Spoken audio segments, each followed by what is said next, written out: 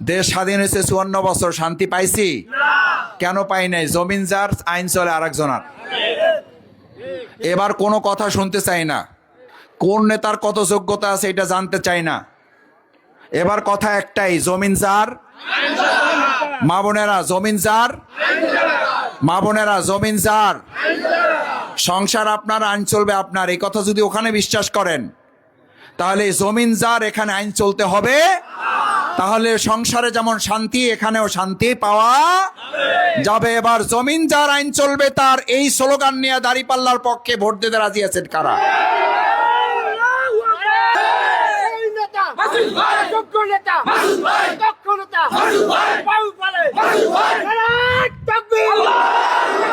আসসালামু আলাইকুম ওয়া রাহমাতুল্লাহি ওয়া বারাকাতুহু।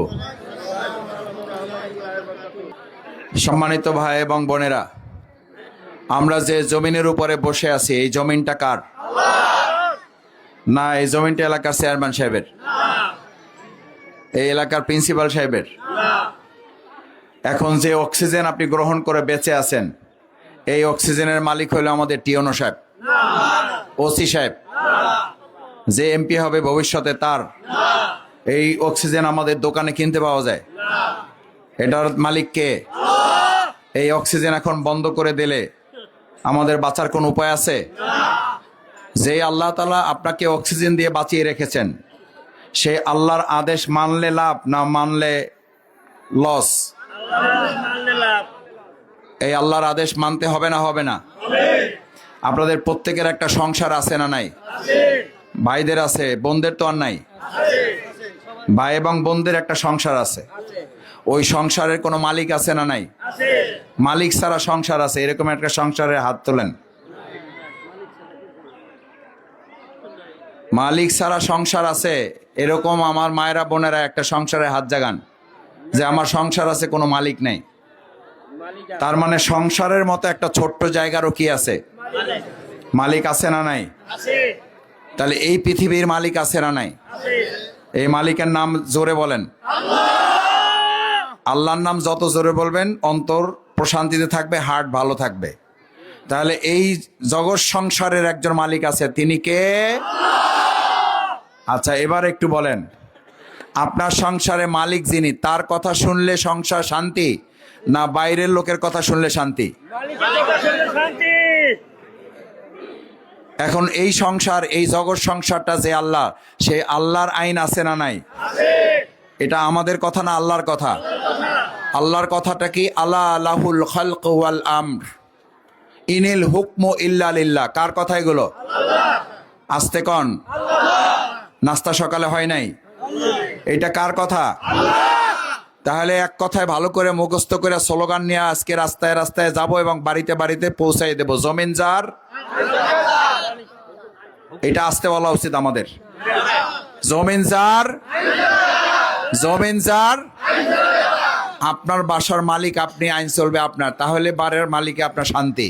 তাহলে জমিনের মালিক, এই জগৎ সংসারের মালিক কে? যদি তার আইনে চলে তাহলে অশান্তি। তাহলে আমরা তার আইনে যেহেতু বাউফল চলতেছে, আমরা তো বেশ শান্তিতে আছি আলহামদুলিল্লাহ।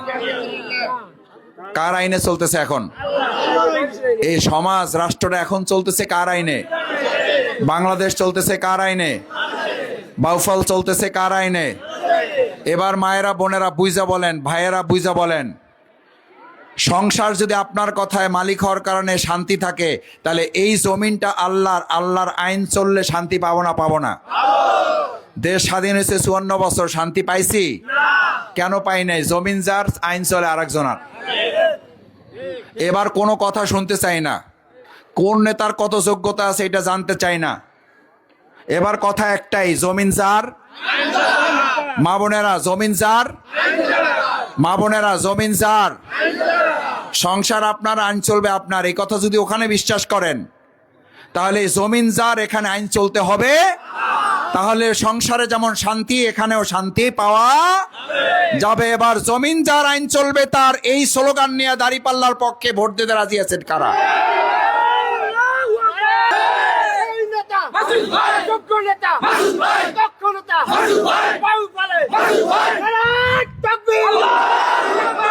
সম্মানিত ভাই এবং বোনেরা, ভোট দেবেন। ভোট দেওয়ার পরে আল্লাহর আইনের পক্ষে দাঁড়িপাল্লায় ভোট দিলে আমরা এবার বলছি শফিকুল ইসলাম মাসুদের আইনে বাউফল পরিবর্তন হবে না, রাসেল মাহমুদের আইনে বাউফল পরিবর্তন হবে না।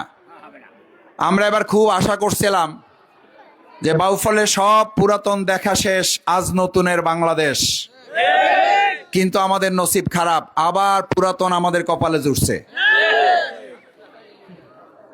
পুরাতন আবার কপালে জুটছে না জোটে নাই? শুনছেন না শোনেন নাই? পুরাতন চাল ভাতে পারে ওটা ঠিক, কিন্তু চাল তো খাঁটি হওয়া লাগবে, না হলে তো পোকায় ধরা চাল, ওইটা যদি পুরান হয় ওইটা খাওয়া যাবে? তো পোকায় ধরা চাল দিয়া তো আর পুরাতন চাল ভাতে পারবে না, ভাতে পারবে? তা আমরা আশা করছিলাম নতুন বাংলাদেশ, নতুন নেতৃত্ব, কিন্তু আমাদের কপাল খারাপ, নতুন বাংলাদেশ, নতুন বাউফল, পুরান নেতৃত্ব। এই জন্য এবারের স্লোগান হবে সব পুরানের শেষ, আজ নতুনের